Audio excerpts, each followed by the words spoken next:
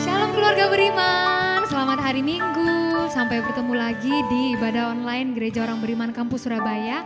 Pagi hari ini siapa yang mau mengucap syukur kepada Tuhan dan berterima kasih karena kebaikan Tuhan? Lambaikan tangan saudara, berikan tepuk tangan dan sorak-sorai bagi Allah kita.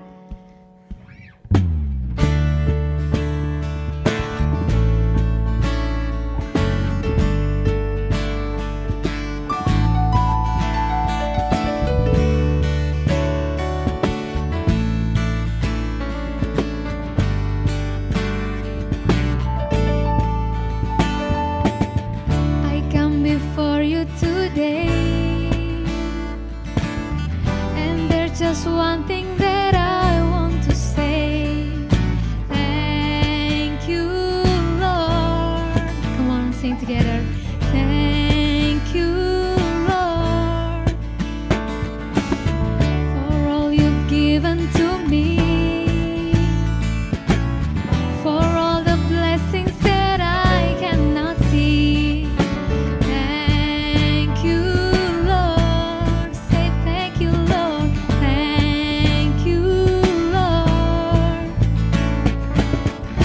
Grateful heart, with a song of praise, with an outstretched arm, I will praise your name. Oh, thank you, Lord. I just wanna thank you, Lord. Thank you, Lord. I just wanna thank you, Lord. Thank you.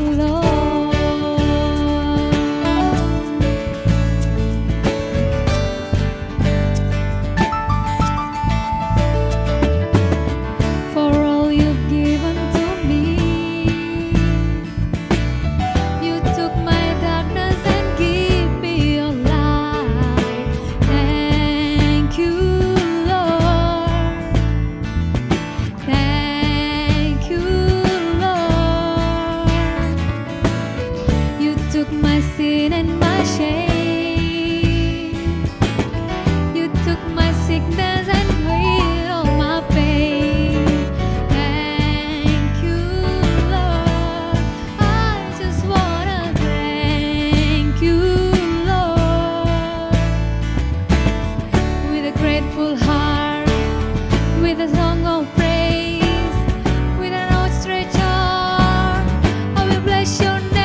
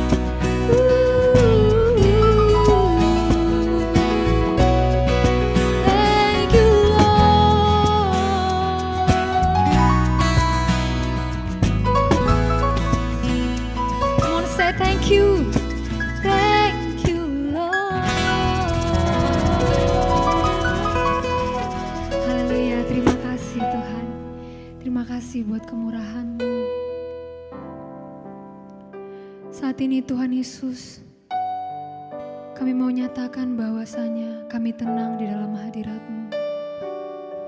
Karena kami percaya setiap langkah kami diatur oleh Tuhan. Kami percaya itu Tuhan. Tidak akan kami kuati.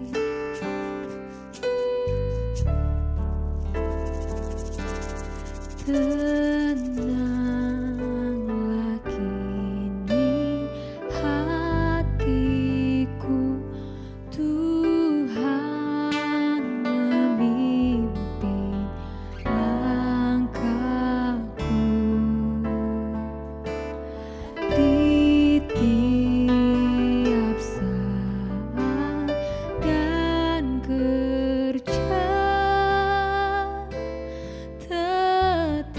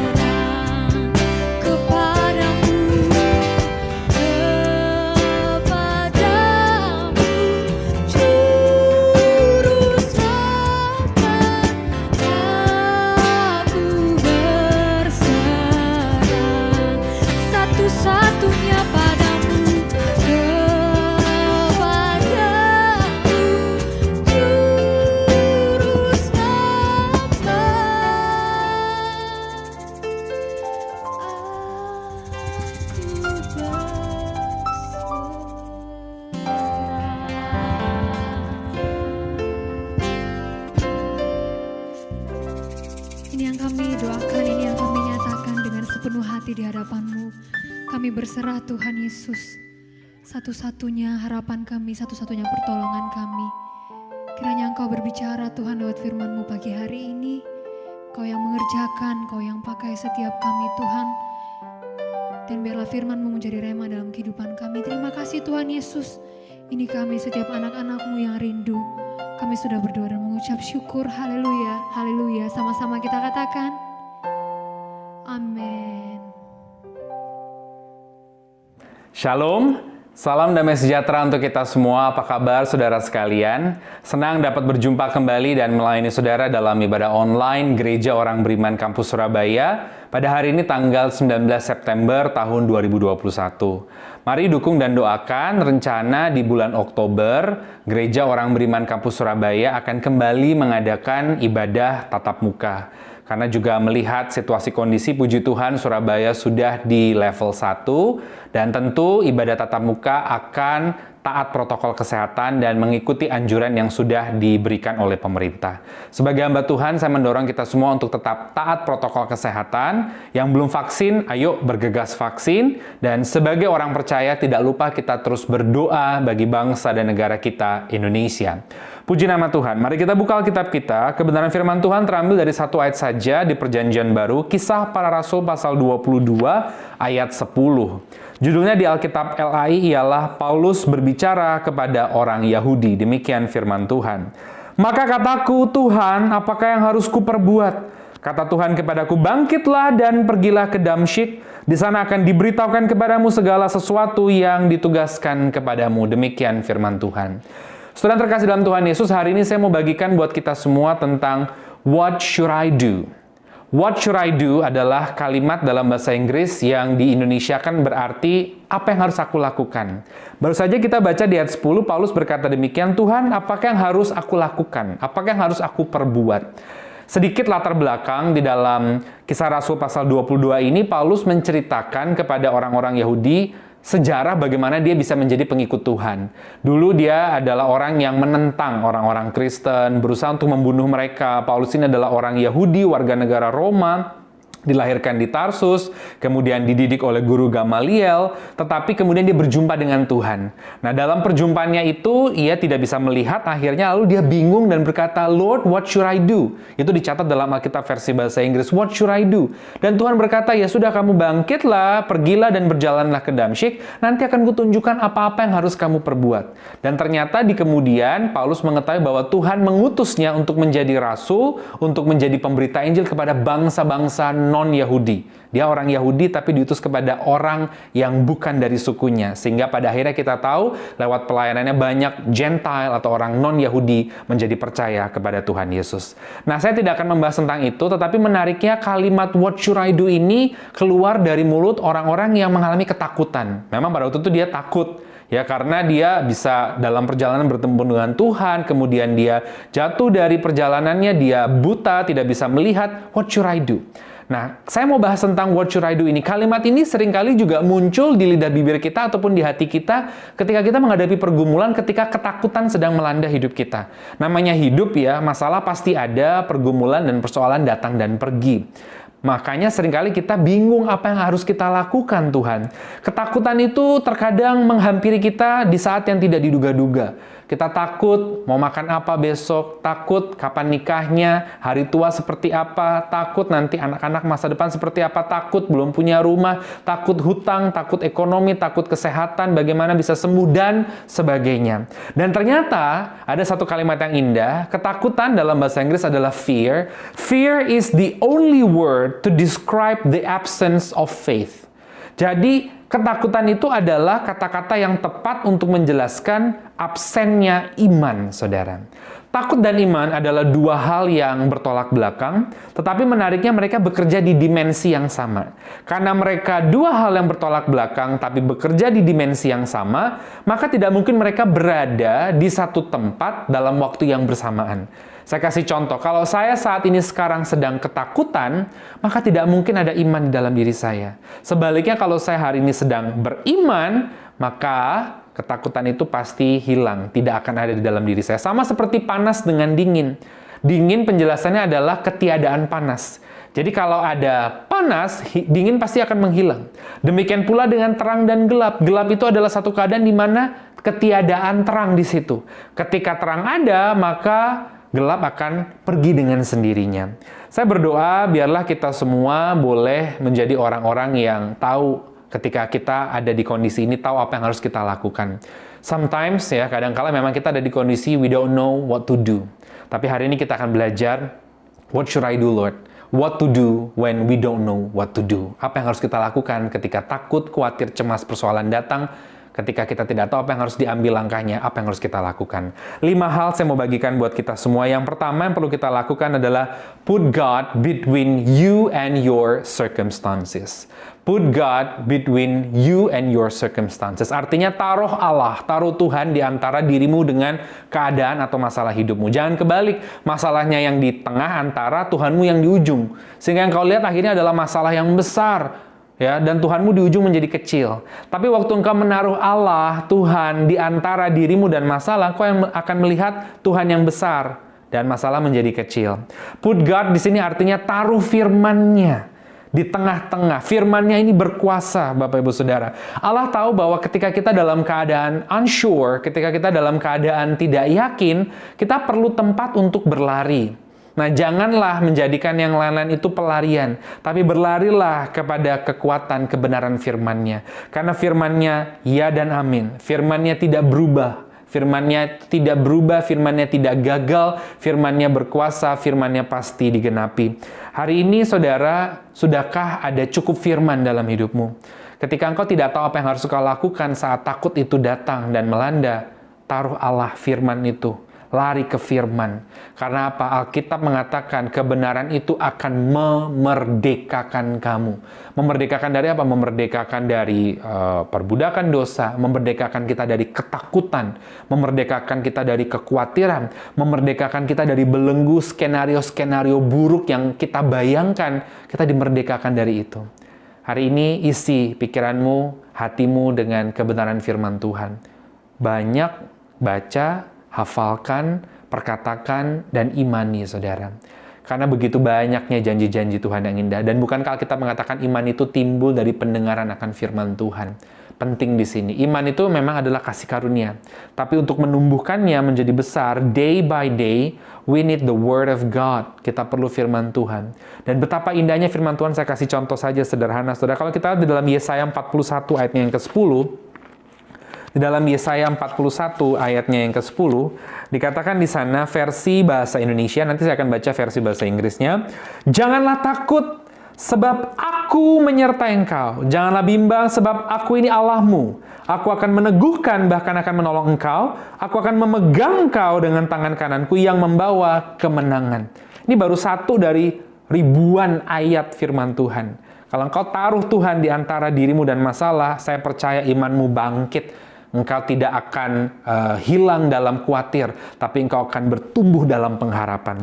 Menariknya di dalam versi bahasa Inggris Message, MSG, saudara bisa cek nanti, Yesaya 41 ayat 10, dikatakan di sana dalam versi tersebut, don't panic, I'm with you. Bukankah kita semua cenderung menjadi panik? When we don't know what to do, we tend to be panic. Kita cenderung menjadi panik, saudara. Tapi versi bahasa Inggris ini mengatakan, don't panic, jangan panik dulu. You have to know that I am with you. Bahwa Allah itu Immanuel, tidak pernah meninggalkan saudara dan saya. Itu yang pertama. Yang kedua, Bapak Ibu Saudara, ya, what should I do? What should we do? Apa yang harus kita lakukan? What to do when we don't know what to do? Yang kedua, start moving forward. Yang kedua, start moving forward. Mulailah melangkah maju ke depan. Saudara, imanmu sudah timbul, puji Tuhan. Iman yang pertama kecil itu adalah kasih karunia, bukan karena usahamu. Tapi iman itu dibesarkan, ditimbulkan lebih dan lebih lagi lewat pendengaran akan firman. Makanya saudara perlu banyak firman, put God between you and your circumstances. Yang kedua, kalau nggak ada langkahnya ke depan, maka iman itu akan mati. Yakobus 2 ayat yang ke-17 mencatat buat kita semua, saya baca. Yakobus 2 ayatnya yang ke-17, demikian juga halnya dengan iman. Jika iman itu tidak disertai perbuatan, maka iman itu pada hakikatnya adalah mati, saudara. Apa buktinya bahwa saudara percaya kepada Tuhan? Oh ya, Tuhan lihat hatiku, imanku, betul. Tapi ada perbuatan yang menunjukkan, mendukungnya. Ketika engkau tetap berdoa, ketika engkau tetap ikut komsel, ketika engkau tetap baca firman, ketika engkau tetap menyembah Tuhan, padahal masalah begitu hebat menghimpit, itu tanda, perbuatan itu adalah tanda yang menunjukkan bahwa imanmu memang tetap di dalam Tuhan. Saya ingat satu cerita, saya punya pengalaman memimpin grup ziarah rohani ke Mesir, Israel, dan Palestina. Jadi saya bawa rombongan dari berbagai kota, dari Medan, Jakarta, Makassar, Surabaya, dan sebagainya. Nah, di salah satu rombongan itu ada dari luar kota, ada orang yang memang sebenarnya secara ekonomi tidak mampu untuk pergi ke Tanah Perjanjian, karena paketnya saja yang paling murah itu minimal 38 juta. Ya, itu yang paling murah. Dan dia untuk uang sehari-hari aja tidak ada, tapi dia tuh beriman. Nah, imannya itu nggak hanya berhenti di situ, dia melangkah, saudara. Jadi dia nabung uang jajan, belum ada uang gitu, dia nabung uang jajan gitu. Oh ya, dia bermimpi kalau aku nanti ke Israel aku punya uang jajan sedikit-sedikit. Ya, dia beli dolar sedikit. Lalu kayaknya aku mau pakai sepatu ini, belum pergi loh, tapi daripada nanti kalau aku waktunya pergi nggak ada uang beli sepatu, dia beli sepatu Keds bagus ya. Kemudian dia beli jaket, dia baca Alkitab supaya dia tahu bahwa kalau nanti mengunjungi Yerusalem, Bethlehem, ya Jericho, aku tahu tempatnya. Dan saudara tahu apa yang terjadi? Imannya itu disertai langkah perbuatan, start moving forward, membuahkan hasil. Ketika ada pergumulan, dia dilanda ketakutan pada waktu itu. Aduh, tambah umur, tabungan belum cukup, apa yang harus aku lakukan? Jangan-jangan aku nggak pergi. Dia nggak diam di situ, dia tetap terus melangkah. Dia lakukan persiapan, dia belum tahu perginya kapan, dia nabung, dan akhirnya apa yang terjadi? Satu ketika dari gereja, itu kelebihan untuk jatah berangkat kelebihan untuk satu orang. Dia masih muda, harusnya belum tentu dia jatahnya adalah orang lain pelayan gereja, tapi jatuh turun ke dia, saudara. Dan dia kaget luar biasa. Apa yang dia imani, disertai langkah perbuatan, Bapak Ibu Saudara, ternyata membuahkan hasil yang luar biasa. Jadi hari ini start moving forward. Saya pun ingat cerita diberkati tentang ada seorang yang bergumul dengan rumahnya, karena rumahnya itu dijadikan jaminan pinjaman uang di bank. Tetapi ya namanya dalam kehidupan usaha lagi turun naik, tiba-tiba bank itu mau ngambil rumah tersebut karena kan memang belum selesai pembayaran dari pinjaman tersebut. Tetapi akhirnya apa yang terjadi? Dia harus menjual rumah ini supaya bisa bayar utangnya ke bank dan rumahnya itu tidak diambil oleh bank. Kemudian masih ada masalah-masalah. Dan diskusi, ngobrol dengan saya, ya sudah kita berdoa. Ya. Bulan September ini adalah deadline yang diberikan oleh bank. Harus jual rumah. Supaya apa? Uangnya bisa dipakai untuk bayar utang ke bank, sehingga tidak diambil oleh bank dan tidak ada denda atau hutang-hutang lagi yang menumpuk. Secara manusia, saudara, siapa yang mau beli rumah di era pandemi begini? Daya beli masyarakat semua sedang turun, saudara. Tapi ya sudah, setelah berdoa, orang ini saya lihat langkahnya luar biasa. Dia melangkah dengan iman, dia infokan, dia jual. Saya juga waktu itu ikut bantu, infokan ke yang lain-lain, siapa ada yang mau beli gitu. Tapi saya lihat orang ini punya langkah iman yang luar biasa. Dan memang percayanya luar biasa, tidak hanya berhenti dipercaya kepada Tuhan, tapi melangkah. Ya sudah, dia tawari ke sana kemari. Walaupun secara manusia siapa yang mau beli di era pandemi ini? Semua lagi susah, banyak yang dipecat, omset lagi menurun, cabang banyak yang ditutup, ya kan, gaji dipotong. Mujizat terjadi, saudara. 2 minggu sebelum deadline bank itu, tiba-tiba ada pembeli Tuhan kirim. Cash keras, beres, saudara. Semuanya beres, Tuhan bisa jawab indah tepat pada waktu Tuhan. Saya sangat terberkati dengan kesaksian orang ini, dan saya kembali diingatkan bahwa iya betul, Tuhan kita dahsyat, tapi juga Tuhan mau melihat iman kita nggak hanya berhenti di dalam omongan mulut kita saja atau dalam hati kita, tapi harus lanjut lagi langkahnya ke depan. Makanya saat takut melanda, aduh takut rumah ini diambil bank, takut nanti bagaimana kalau tidak bisa sembuh. Takut bagaimana kalau suamiku nanti diambil orang. Takut bagaimana nanti kalau tidak bisa memiliki yang diperlukan untuk kebutuhan hidup. Tidak hanya berhenti di iman, put God between you and your circumstances. Yang kedua, tapi kita juga harus start moving forward. Terus melangkah maju ke depan. Yang ketiga, Bapak Ibu Saudara, kita boleh mencatat, apa yang perlu kita lakukan? What should we do ketika pergumulan, ketakutan melanda? Fall yourself in God's arms of love. Jatuhkan dirimu di dalam pelukan tangan cinta Tuhan. Ada kalanya dalam kehidupan ketika beban itu begitu berat, saudara, kita nggak perlu yang lain-lain. Yang perlu kita lakukan adalah datang ke hadirat Tuhan. Biasanya saya menyembah Tuhan, udah nangis saja di hadapan Tuhan. Jatuhkan dirimu ke dalam pelukan kasih Tuhan yang hangat. Jatuhkan dirimu ke dalam pelukan cinta Tuhan yang hangat. Kita hanya perlu datang ke Tuhan dan berkata, Tuhan, aku secara manusia nggak sanggup, aku butuh Tuhan. Nangis aja di hadapan Tuhan, nggak apa-apa, itu nggak salah. Datang kepada Tuhan, serahkan semua khawatirmu, sampaikan semua yang menjadi pergumulanmu, nyatakan kepadanya. Jatuhkan dirimu ke dalam pelukan tangan Tuhan. Kadang-kala yang kita perlukan itu bukan datang untuk kita minta bantuan manusia, tapi yang kita perlukan kadang mengeluarkan semua beban pergumulan ini dan menjatuhkan diri kita ke dalam pelukan Tuhan. Nggak usah gengsi, saudara. Sungguh-sungguh datang dengan air mata, menangis di hadapan Tuhan, menyembah Tuhan, maka kita akan melihat pertolongan Tuhan turun secara luar biasa. 2 Samuel 24 ayat yang ke-14. Pada waktu itu Daud melakukan hitung penduduk, dan itu salah di mata Tuhan karena dia mengandalkan kekuatannya. Lalu Tuhan bilang, pilih 3 hukuman. Apa yang akan diterima oleh dirimu dan bangsa Israel? Apakah kamu lari dikejar-kejar musuh, kamu harus hidup dalam pelarian 3 bulan, ataukah kemudian akan terjadi kelaparan selama beberapa waktu, atau kamu akan melihat penyakit sampar. Lalu Daud mengatakan hal yang luar biasa dalam 2 Samuel 24 ayat yang ke-14, dalam versi bahasa Inggris, let us fall into the hands of the Lord.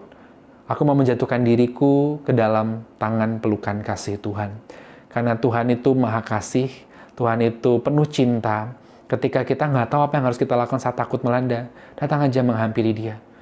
Datang berbicara dalam doa, duduk di hadiratnya, menyembah, keluarkan air matamu. Itu yang perlu kita lakukan, nggak ada lagi, saudara. Saya pernah ada di posisi seperti itu ketika ada pergumulan persoalan. Ya, tentu setiap orang punya persoalan ya. Saya nggak tahu apa yang harus saya lakukan. Dalam perjalanan itu, saudara, saya nyetel lagu dan saya nyanyi, saudara. Di sana lagunya saya ingat sekali, begitu indah. Ku perlu Kau Tuhan, menjamah hatiku. Ku perlu Kau Tuhan, di hidupku. Hanya Engkau Tuhan, mengerti hatiku.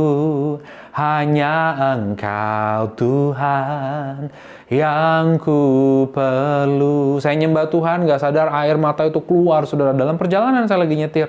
Tapi di situ saya merasakan hadirat Tuhan. Saya merasakan pelukan Tuhan. Bahwa Tuhan tuh seperti berkata, gak usah takut, aku hadir, aku ada, aku memelukmu, aku tidak pernah meninggalkanmu. Kadang-kala waktu ketakutan melanda, we don't know what to do, ya datang. Datang, jatuhkan dirimu dalam pelukan kasih Tuhan.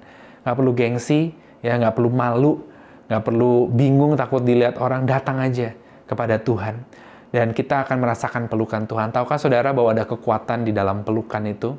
Mungkin kita memang tidak melihat pelukan secara fisik, tapi waktu kita menghampiri Tuhan dan menyatakan semua pergumulan kita dan percaya bahwa Dia adalah Allah yang penuh kasih, kita akan merasakan pelukan Tuhan. Dan di situ ada kekuatan, saudara. Survei membuktikan dari dunia psikologi juga, kenapa anak kecil itu senang dengan boneka yang besar seperti teddy bear? Karena anak kecil itu senang meluk. Ketika anak kecil, saya punya anak kecil juga, mengalami takut dan bimbang, dia cari mommy and daddy-nya. Dan apa yang dia lakukan, dia nggak minta mommy daddy-nya khotbah atau nulis di papan tulis, tapi dia cuma pingin dipeluk, digendong, dipeluk, saudara. Di situ ada rasa aman. Di situ ada rasa tenang, di situ ada rasa bahwa Dia tidak ditinggalkan. Demikian pula Allah kita adalah Allah yang pasti meng-embrace kita, menerima kita, merangkul kita, memeluk kita dengan kasih-Nya yang luar biasa. Itu yang ketiga. Yang keempat, Bapak Ibu Saudara, bicara tadi, what should I do? What should we do? Apa yang harus kita lakukan? Yang ketiga, yang keempat, kadang-kala dalam hidup ada ketakutan, kita tidak tahu apa yang harus kita lakukan. Yang keempat, share your concern with your community. Share your concern with your community. Hari ini bagikan pergumulanmu dengan komunitasmu. Tentu saya berdoa saudara memiliki komunitas yang kudus, komunitas yang benar, komunitas yang membangun. Ini penting, makanya Gereja Orang Beriman ini salah satu panggilannya adalah dengan membudayakan komsel, komunitas sel, atau dalam bahasa GOB itu adalah comfort. beberapa waktu ini sedang off karena pandemi, tapi nanti akan mulai digalakkan lagi lewat Zoom, dan kita doa pandemi ini selesai, biasanya kita bertemu tatap muka. Komunitas ini penting, saudara, karena apa? Dari komunitas inilah kita saling berbagi, saling menguatkan. Sesama orang percaya di sini perlu berbagi pengalaman bersama dengan Tuhan yang akan menguatkan, saudara. Itulah sebabnya di dalam 1 Tesalonika 4 ayatnya yang ke-18, pada waktu ada orang percaya sedih ditinggalkan orang yang dikasihi, kalimatnya di firman Tuhan apa? Karena itu hiburkanlah seorang akan yang lainnya dengan perkataan ini. Ini tugas kita sesama orang percaya untuk saling menguatkan, saling menghibur. Makanya penting untuk kita memiliki komunitas yang membangun kita, mengarahkan kita makin kepada Tuhan. Penting untuk saudara memiliki saudara rohani, mentor rohani, kakak rohani. Dan penting juga ketika saudara dewasa, saudara juga menjadi kakak rohani, mentor rohani, ayah rohani, ibu rohani bagi orang yang rohaninya masih di bawah. Supaya kita semua boleh saling menguatkan. Karena kita semua pasti akan ada di saat nggak ngerti apa yang harus kita lakukan. Filemon 1 ayat yang ke-6, saya bacakan di dalam versi bahasa Indonesia. Filemon 1 ayat yang ke-6, saudara mungkin bingung ya, kenapa saya sering mengutip dalam bahasa Inggris, karena kalimatnya begitu dalam. Ya, bahasa Indonesia, kebetulan bahasa Indonesia, kosakatanya sedikit. Filemon 1 ayat yang ke-6, dan aku berdoa agar persekutuanmu di dalam iman turut mengerjakan pengetahuan akan yang baik di antara kita. Ini surat Paulus kepada Filemon. Aku berdoa supaya persekutuanmu dalam iman. Jadi ada komunitas, ya, ada relasi dengan sesama manusia, tapi di dalam Kristus ini penting supaya membangun kita. Perhatikan di dalam versi bahasa Inggris, dikatakan Filemon 1 ayatnya yang ke-6, I pray that your partnership with us in the faith. Seringkali kita partnership dengan orang mungkin sama-sama nanam saham di situ. Partnership-nya kita mungkin sama-sama kita jadi penduduk warga RT sekian. Tapi penting untuk kita punya komunitas partnership in the faith of the Lord. That it may be effective in deepening your understanding of every good thing we share for the sake of Christ. Jadi komunitas ini, partnership di dalam iman ini, efektif untuk memperdalam pengertian kita akan setiap hal baik yang kita bagikan, kita share bersama dalam kemuliaan bagi hormat nama Kristus. Mari saudara, cari komunitas, bangun komunitas yang kudus, yang benar dalam Tuhan, dan bagikan pergumulanmu di situ. Engkau akan dikuatkan. Ya, kalau saudara salah pilih share masalahmu di komunitas yang salah, yang ada masalahmu jadi menyebar kemana-mana. Kadang kau digosipin, dijulitin, dia ngomongin. Tapi waktu engkau sungguh-sungguh menemukan orang yang di dalam Tuhan, engkau bagikan masalahmu, engkau makin dikuatkan untuk terus maju bersama dengan Tuhan. Finally, last but not least, ya, yang terakhir, tapi bentuk bukan yang maksudnya yang terkecil, kita akan lihat di dalam Mazmur 27 ayat yang ke-14. Demikian firman Tuhan. Mazmur 27 ayat yang ke-14 dikatakan di sana, nantikanlah Tuhan, kuatkanlah dan teguhkanlah hatimu, ya nantikanlah Tuhan. Yang kelima, Bapak Ibu Saudara, yang terakhir, apa yang perlu kita lakukan? What should we do? Wait on the Lord. Nantikanlah Tuhan. Ya, ada waktunya kita hanya perlu duduk diam. Kan kita nggak ngerti apa yang harus aku lakukan Tuhan. Setelah kita lakukan step tadi 1, 2, 3, 4, bagian terakhir adalah ya sudah, nantikan Tuhan bekerja. Tuhan punya waktunya kok indah. Sebagai penutup, di Surabaya ini panas terik ya, dan kita sudah beralih semua mulai masuk ke musim hujan. Panasnya terik luar biasa, saudara. Satu ketika saya ada urusan di luar rumah. Dan dari panas terik itu ketika di jalan, saya keluar rumah, masuk mobil, panas terik, tiba-tiba di jalan itu hujan. Ya hujan, dan menariknya saat saya sampai di tujuan, hujan itu berhenti, dan saya melihat sinar matahari itu kembali keluar. Dan ketika saya turun dari mobil masuk ke tempat yang saya tuju, saya mencium aroma yang enak, tanah dibasahi hujan, udara sejuk, tidak lagi sepanas sebelumnya, ada matahari tapi tidak seterik sebelumnya. Oh, ternyata waktu kita menantikan yang dari Tuhan indah, semua akan jadi indah pada waktunya. Mari hari ini engkau sudah berdoa, jangan putus berdoa, engkau sudah berharap, jangan putus harapan, karena Tuhan akan menjadikan semuanya indah pada waktunya. Amin. Kita berdoa. Terima kasih Tuhan untuk firman yang dibagikan buat kami. Meteraikan di dalam nama Tuhan Yesus. Berkati mereka yang menonton dan mendengar program ini dimanapun berada. Tuhan jamah, Tuhan berkati, Tuhan tolong.